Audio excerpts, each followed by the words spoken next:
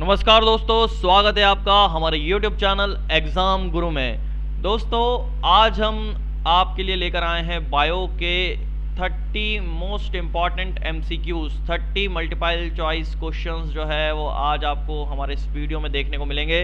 और ये 30 क्वेश्चंस बहुत ही इम्पॉर्टेंट है उन्हीं एग्ज़ाम्स जो कि आप तैयारी करते हैं, आरआरबी, चाहे गवर्नमेंट के एग्ज़ाम्स हो, आरआरबी हो, आपका एसएससी हो या फिर कोई भी स्टेट सर्विस एग्जामिनेशन हो, जो भी आप गवर्नमेंट एग्ज़ाम्स की तैयारी करते हैं वहाँ पर आप जानते हैं physics, chemistry, biology, history, geography, economics, polity, ये सब पूछा जाता है। तो उसमें बायो भी एक सब्जेक्ट रहता है और महत्वपूर्ण सब्जेक्ट रहता है और उसके भी बहुत सारे क्वेश्चंस आपको देखने को मिलते हैं। अगर आप ये 30 MCQs लगा लेंगे तो आप समझ लीजिए कि आपके एग्ज़ाम्स के 1 से 2 नंबर पक्के हो जाएंगे।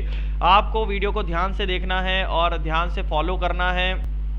यहाँ पर एक बात मैं बता दूं कि 29 प्रश्नों के जवाब मैं आपको दूंगा, लेकिन एक प्रश्न 30वां जो प्रश्न रहेगा उसका आपको जवाब देना है। 30th जो क्वेश्चन है उसका जवाब आप लोगों को वीडियो में कमेंट करके कमेंट बॉक्स में देना है। मुझे बताना है कि आप तैयारी कर रहे हैं, आप एग्ज़ाम्स के प्रति कितने सीरियस हैं, ये सब आपको बताना है दोस्तों। चलिए दोस्तों, शुरुआत करते हैं आज के उस वीडियो की। कि उससे पहले आपने अगर चैनल को सब्सक्राइब नहीं किया हो तो फटाफट से चैनल को सब्सक्राइब कर दें दोस्तों। और अगर आपने वीडियो को शेयर नहीं किया हो तो फटाफट से एक शेयर, एक लाइक और एक कमेंट भी कर दें दोस्तों। चलिए शुरुआत करते हैं आज के इस वीडियो की। मंजिल मिले ना मिले ये तो मुकद्दर की बात है, पर हम कोशिश भी ना करें ये तो गलत बात है। तो दोस्तों, आप कोशिश करने से जीत होती है, कोशिश करने वालों की कभी हार नहीं हो सकती है। तो आप लोग कोशिश करें, आप लोग पढ़ने पर ध्यान दें, निश्चित ही निश्चित आपको सफलता मिलेगी, ये मेरी गारंटी है। अगर आप ध्यान से पढ़ रहे हैं, रोज हमें फॉलो कर रहे हैं, तो आप लोगों के एग्जाम्स के पेपर निकलेंगे और अवश्य निकलेंगे। चलिए दोस्तों, शुरुआत करते हैं आज के इस वीडियो की। पहला प्रश्न है, किस ताप पर एंजाइम अधिक सक्रिय हो जाता है? फटाफट आंसर बताएंगे दोस्तों कमेंट बॉक्स में कमेंट करके। चलिए इसका उत्तर देख लेते हैं। इसका उत्तर है दोस्तों 40 डिग्री सेल्सियस पर ज्यादा हो जाता है। चलिए दोस्तों, अगला प्रश्न देख लेते हैं। अगला प्रश्न हमारे पास, श्वसन केंद्र कहाँ स्थित होता है? फटाफट आंसर बताएंगे दोस्तों कमेंट बॉक्स में कमेंट करके। चलिए इसका उत्तर देख लेते हैं। इसका उत्तर है दोस्तों मेडुला। मेडुला यानी कि मेड्यूला ऑब्लोंगेटा में स्थित होता है आपका मेडुला। चलिए दोस्तों, अगला प्रश्न देख लेते हैं। वायु का मुख्य प्रदूषक क्या है? फटाफट आंसर बताएंगे दोस्तों। चलिए इसका उत्तर देख लेते हैं। CO यानी कि कार्बन मोनोऑक्साइड जो है, ये गैस आपकी वायु के लिए मुख्य प्रदूषक गैस होती है। चलिए अगला प्रश्न देख लेते हैं। चींटी के कितने पैर होते हैं? इंपॉर्टेंट प्रश्न है, फटाफट बताएंगे दोस्तों कितने पैर होते हैं। गिने आपने कभी? नहीं, मैंने भी नहीं गिने, लेकिन याद रखने हैं। अगला प्रश्न, इसका उत्तर है दोस्तों 6 पैर होते हैं चींटी के। इनके पैर को जेंट लेग कहा जाता है। क्या बोले जाता है? इनके पैर जो रहते हैं उनको बोलते हैं जेंट लेग। ये ध्यान रखना है आपको, जेंट लेग इनके पैरों को कहा जाता है। अब चींटी जो रहती है वो दोस्तों आर्थ्रोपोडा फिलम के अंतर्गत आती है, ये भी ध्यान रखना है आपको। ये जो रहती हैं आर्थ्रोपोडा फिलम के अंदर आती हैं, ये भी अपने को ध्यान रखना है। एक कैटेगरी होती है आर्थ्रोपोडा फिलम, उसके बारे में हम लोग बाद में करेंगे। और जब चलिए मैं बता ही देता हूँ कि आर्थ्रोपोडा फिलम जो रहता है वो शरीर, मतलब जो शरीर, हेड, आपका सिर रहता है, जो आपका माथा रहता है उसे टॉरेक्स यानी कि वक्ष, आपका जो सीना रहता है टॉरेक्स, यहाँ पर वक्ष जो है उसको, और एब्डोमेन मतलब उदर, उसके नीचे वाले पार्ट को, इन तीनों को जो डिवाइड करती है, जो विभाजित करती है, उसको बोलते हैं हम लोग आर्थ्रोपोडा फिलम। चलिए दोस्तों, अगला प्रश्न देख लेते हैं। अगला प्रश्न है हमारे पास, तिल चट्टे में श्वसन अंग है। तिल चट्टे में क्या है? एक श्वसन अंग है, लेकिन क्या है? चलिए इसका उत्तर देख लेते हैं। इसका उत्तर दोस्तों ट्रैकिया।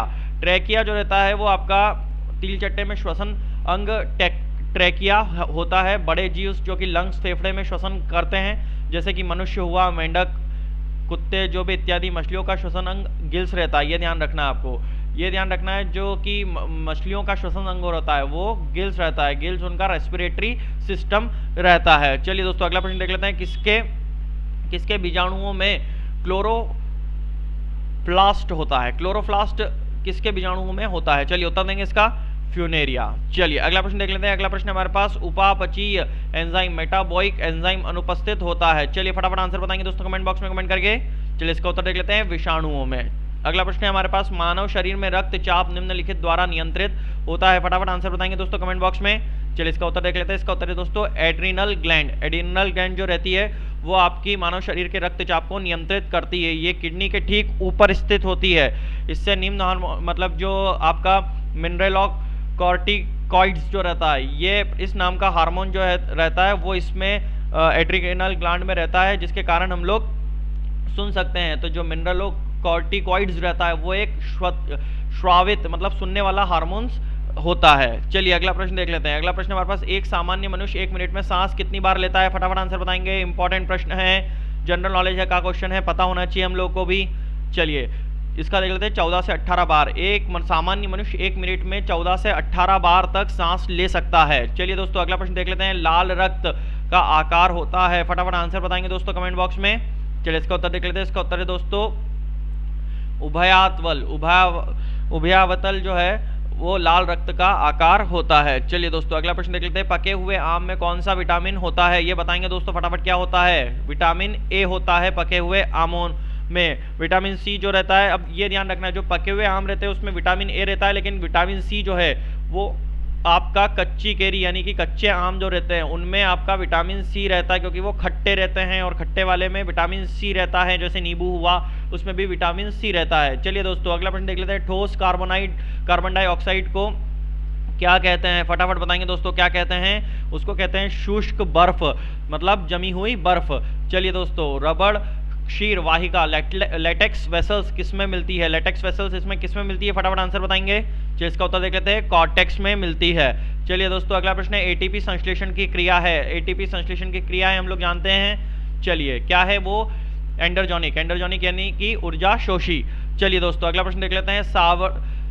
सार्वत्रिक रुधिर दाता यानी कि यूनिवर्सल ब्लड डोनर कौन सा होता है? यूनिवर्सल ब्लड डोनर जो रहता है वो रहता है आपका ओ जो है वो आपका यूनिवर्सल डोनर के नाम से प्रसिद्ध है। चलिए अगला प्रश्न देख लेते हैं। ग्लूकोमा व ट्रेकोमा बीमारी किसकी होती है? फटाफट उत्तर बताएंगे दोस्तों कमेंट बॉक्स में। आंखों की।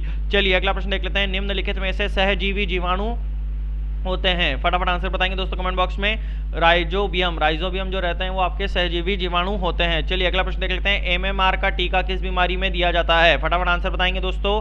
चलिए इसका उत्तर देख लेते हैं। इसका उत्तर है दोस्तों विरेजॉल में एमएमआर का टीका दिया जाता है। अगला प्रश्न देख लेते हैं। बचाव एवं भोजन पकाने के लिए सर्वप्रथम अग्नि का प्रयोग किया जाता किसने किया था? फटाफट आंसर बताएंगे दोस्तों कमेंट बॉक्स में कमेंट करके। चलिए इसका उत्तर देख लेते हैं। इसका उत्तर है दोस्तों जावा मानव ने सबसे पहले बचाव एवं भोजन पकाने के लिए सर्वप्रथम वही आग का उन्होंने प्रयोग किया था। दोस्तों इसके अवशेष जो जावा द्वीप में पाए गए, इसके जावा द्वीप जो एक जावा नाम का द्वीप है वहां पर इसके अवशेष पाए गए, इसीलिए इसको जावा मानव कहा जाता है। चलिए अगला प्रश्न देखते हैं। मानव के लाल रुधिर कणों आरबीसी इसका जीवन काल कितना होता है? फटाफट आंसर बताएंगे। आरबीसी इसका कि कितने टाइम तक के लिए जीवित रह सकते हैं वो लोग?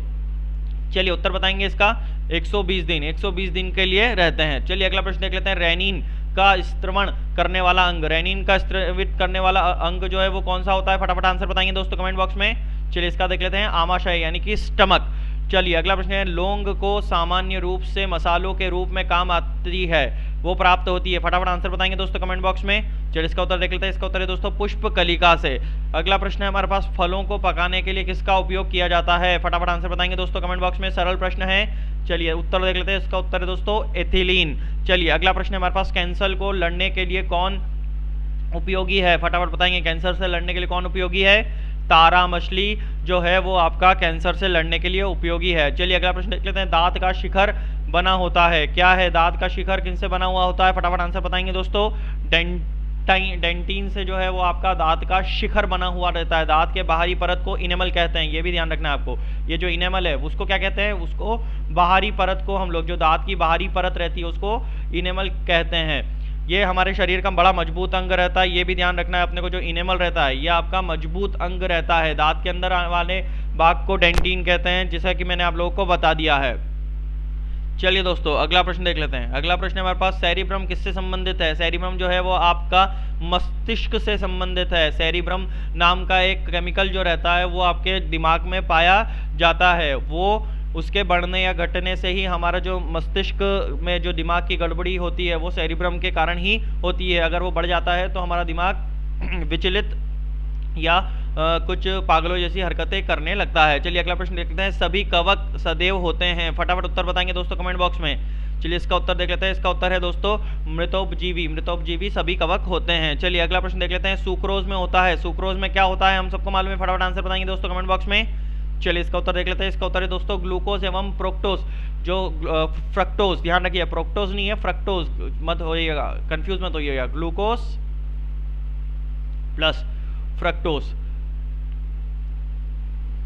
जो रहता है वो आपका सुक्रोज में होता है। चलिए अगला प्रश्न देख लेते हैं। अगला प्रश्न हमारे पास, ब्लड बैंक किसे कहा जाता है? फटाफट आंसर बताएंगे दोस्तों किसे कहा जाता है। सब जानते हैं स्पेलिन। स्पेलिन को ब्लड बैंक कहा जाता है। इसमें सारे आरबीसी का कब्रगाह है। यहाँ पे सब की आरबीसी की मौत होती है, बोल सकते हैं हम लोग कब्रगाह, इसलिए इसको स्प्लीन को भी कहा, स्प्लीन को जो है वो आपको कब्रगाह कहा जाता है आरबीसीज के लिए। आरबीसीज जो रेड ब्लड कॉर्पस्कल्स रहते हैं उनकी मौत यहीं पे होती है। उनकी उम्र 120 दिन तक के लिए होती है। ये पहले वाले प्रश्न में हम लोग देख चुके हैं। चलिए दोस्तों आज के वीडियो का आखिरी प्रश्न, और आखिरी प्रश्न यानी कि आप लोगों का प्रश्न, आप लोगों को इसका जवाब देना है कि अधिकांश शैवाल में संग्रहित भोज्य यानी कि रिजर्व फूड है। चलिए अब इसका प्रश्न का उत्तर आप लोग कमेंट बॉक्स में कमेंट करके मुझे बताएंगे। आज के इस वीडियो में बस इतना ही। चलिए मुलाकात होगी अगले वीडियो में कुछ और प्रश्नों के साथ। तब तक के लिए मैं विदा लेता हूं। मुलाकात होगी अगले वीडियो में कि सितारों को आंखों पर महफूज रख लो, बहुत दूर तक रात ही रात होगी। मुसाफिर हूं मैं भी, मुसाफिर हो तुम भी। अगले वीडियो में फिर मुलाकात होगी। तब तक के लिए जय हिंद, जय भारत।